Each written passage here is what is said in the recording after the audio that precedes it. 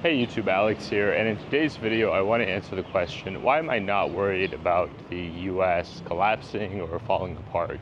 Number one is that it's out of my control. A wise person can achieve a sense of peace from cultivating an indifference to things outside of their control. I am not a high-powered politician or lawyer or doctor or CEO. I just simply don't have much decision-making authority in the United States. I'm not in charge of the Federal Reserve, I'm not in charge of the large banks, I'm not in charge of the country in general. Whether or not the country is successful, it's not reliant upon my efforts at all. I was also raised by my grandmother, who's a narcissist and has control issues, and things way outside of her control cause her a great deal of anxiety. The number two reason is the US military. The US military is part of what backstops the dollar. If you don't go along with the game plan, well, we see what happens when people don't go along with their game plan. The US military is the most powerful military that has ever existed in the history of humanity. The country pours trillions of dollars into the military budget. Other countries often have the opportunity to buy equipment from previous years. There's not only a lot of money to be made with the military, but there's also a lot of security for the dollar and the interests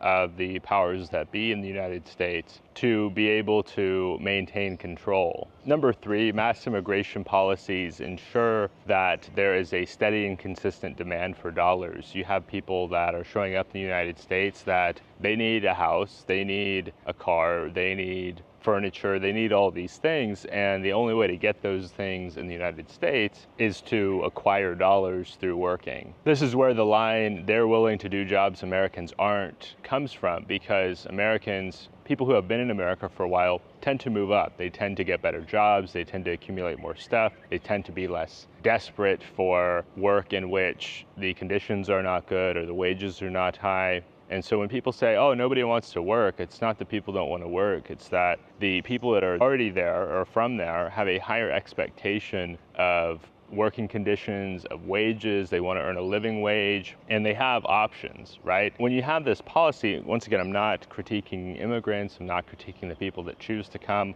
I've traveled all over the world. I've seen that the standard of living, even for the poor, is quite high compared to many countries that I visited. But if we're talking simply in terms of sustainability, collapse or not collapse, in this way, it does help to continue the economy or continue the country, in that you don't have people who are just simply going without services that they need. America is also responsible for a brain drain in some of these countries where you attract the best and the brightest people, then those countries have fewer doctors, those countries have fewer engineers, those countries have fewer skilled people to do certain roles that would really help those countries out. Number four, the American dream is still sold around the world via Hollywood. I have been to a number of different countries. I remember when I first came to Thailand and there was some American music playing, and I asked the German guy I was hanging out with, wow, that's strange, American music is popular here in Thailand. And he asked me, where is American music not popular? So America has this kind of soft power overseas where you have people that have this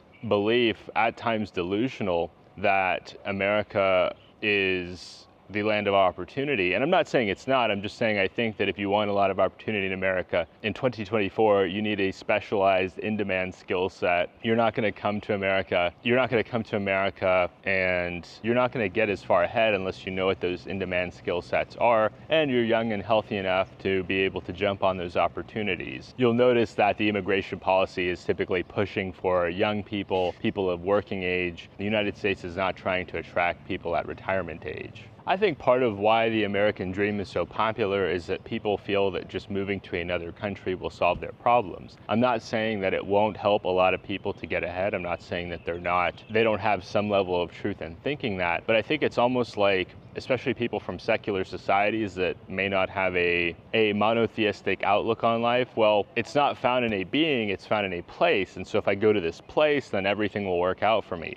It works out for a lot of people. There's also a lot of people it doesn't work out for, and you're not going to necessarily hear those people that it doesn't work out for talking a lot, because on social media we want to show this idealized world or this extreme where it's either the worst thing ever or the best thing ever, and there's not really much in between. It's not popular to say, it's pretty good, it's got some issues, It's not as bad as it could be. It's not as good as it could be. That's not really something that sells all that well. The number 5 reason is that if the US does fail, I may be too old for it to matter. It's one thing if the country collapses when you're 20. It's another thing entirely when you're 60 or 70. Who cares at that point? You've lived a full life.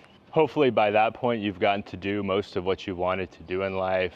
I'm not saying that wouldn't suck for people with families. I don't want anybody to suffer needlessly. I think it would be a terrible tragedy for the US to totally fall apart. It's provided a lot for me and my family in terms of unique opportunities and interesting people and scientific discoveries. You look at all the amazing inventions that have come out of the United States. It has been a shining beacon on the top of the hill for a long time. I don't know if that will continue forever. These have been 5 reasons why I'm not worried about the US collapsing, at least in my lifetime. I don't know how reassuring this will be, but let me know what you think down in the comments. Do you agree with these points? Do you disagree with these points? Is there anything that you would add to these? Give us a thumbs up if you found the content to be helpful, and subscribe to the channel down below if you want to see more content like this, and we'll see you next time.